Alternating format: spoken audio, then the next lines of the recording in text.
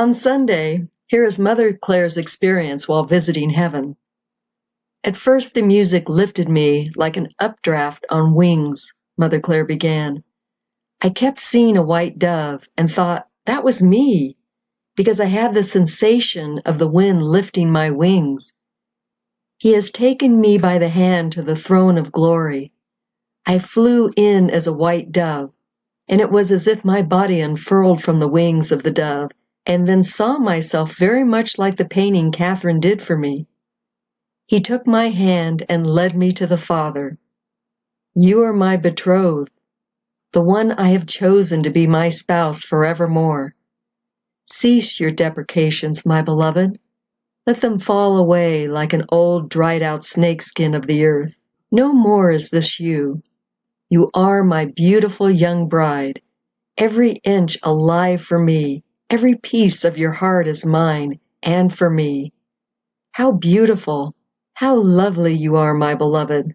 His eyes twinkled as he held both my hands in his face, beaming with joy.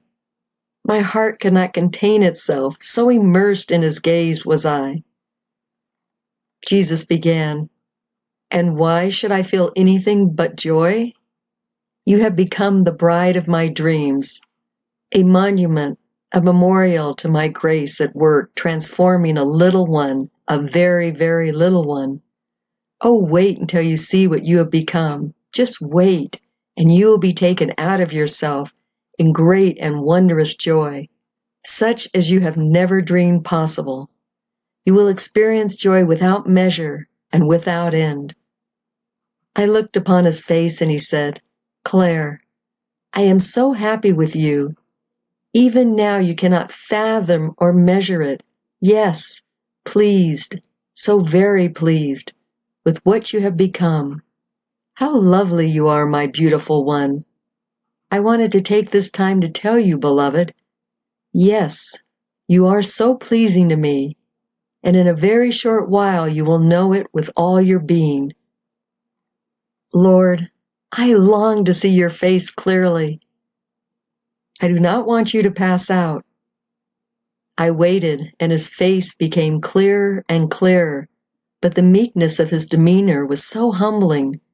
It just melted my heart, just as though I had never seen it before. He lowered his head covering and looked at me directly.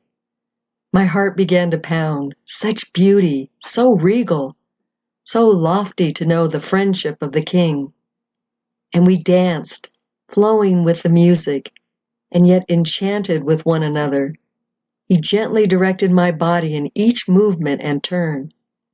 It flowed, shimmered, and was heavenly. Then we began to fly around above heaven, all the homes and parks, trees and streams. There was even a neighborhood with houses and trees, like Dennis the Menace movie. I began to feel sadness because it reminded me of Illinois. Jesus spoke up immediately. "There is no sadness here, Clare, not even the least little bit. These memories and impressions you carry in your heart, they will be healed and filled with new inspirations." Then I saw my father sitting at a piano with me. He was on the left and I was on the right, and he was giving me piano lessons. Wow!